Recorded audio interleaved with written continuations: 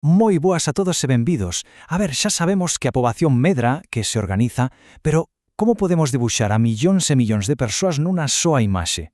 Parece case maxia, non si? Pois esa, exactamente, é a nosa misión para hoxe. Imos converternos nun equipo de detectives e imos descubrir as ferramentas secretas que usan os expertos para, dunha ollada, entender como é a xente dun lugar. Preparados para a aventura? Imos aló! Perfecto! Pois veña, abrimos o noso maletín de detectives. E o primeiro que atopamos, a ferramenta máis importante de todas, é a pirámide de poboación. E que é exactamente iso? Pois imaginade que é como unha foto de familia gigantesca, pero en vez de estar todos mesturados, estamos ordenados. É un gráfico super especial que, con só unhas barras de cores, nos conta unha historia enteira. A ver, pode parecer un pouco raro ao principio, pero lela é moi fácil. Primeiro, miramos para os lados. Nun lado poñemos os homes, e no outro as mulleres. Despois, miramos o centro. Aí están as edades, ordenadas dende os máis pequenos, os bebés abaixo de todo, ata os máis maiores, os nosos avós e aboas na cima. E por último, as barras. É sinxelo. Canto máis longa é unha barra, máis xente hai desa idade. E xa está. Pero esperade, que aquí ven o máis interesante. O mellor de todo é que a forma que ten a pirámide é unha pista secreta. Non é só un debuxo calquera. Non. Contanos a historia dese lugar. Por exemplo, se a base da pirámide, a parte de abaixo, é moi ancha, que credes que significa? Exacto, significa que nacen moitos nenos e nenas, que é unha poboación moi nova. E que pasa se o que é ancho é o cumio, a parte de arriba? Pois iso dinos que hai moita xente maior, que a poboación está a envellecer. Incrible, verdad? Cunha soa ollada podemos saber como era o pasado e ata facernos unha idea de como será o futuro. Moi ben, equipo! Imos coa segunda ferramenta do noso maletín, os mapas. Pero ollo, que non son os típicos mapas para ver onde están as cidades. Estes mapas gardan segredos. Chámanse mapas temáticos.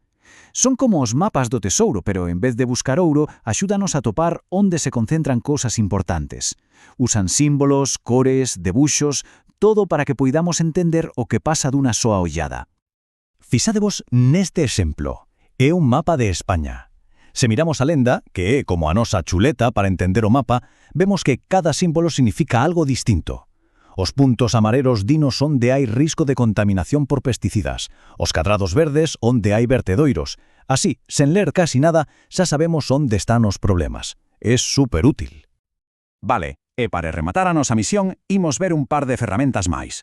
Son moi sencelas e serven para debuxar a información que temos con números. Primeiro, os gráficos de sectores. O mellor truco para entendelos é imaginar unha pizza ou unha torta de aniversario. O círculo enteiro é toda a torta, e cada naco de cor, pois é unha porción. Son perfectos para ver como se reparte algo. Mirade, por exemplo, esta torta que nos mostra as idades da xente en Europa. O anaco máis grande, o morado, son os adultos. O cachiño verde, a xente maior. E o azul, os máis novos. Rapidamente vemos que o grupo máis grande de todos é o dos adultos. Moi fácil. Pero ese o que queremos saber é como cambian as cousas co paso do tempo. Para contar esa historia, para ver esa película, necesitamos outra herramienta. E para iso usamos as liñas. Os gráficos lineais son xeniais para contar unha historia ao longo dos anos. Cada puntiño é un momento no tempo, e a liña que os une contanos que pasou. Neste caso, vedes como a liña rosa vai baixando, pois iso contanos que co paso dos anos cada vez vive menos xente no campo.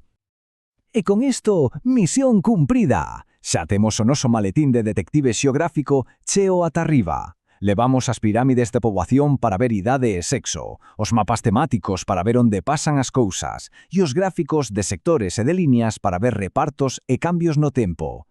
3 ferramentas superpoderosas.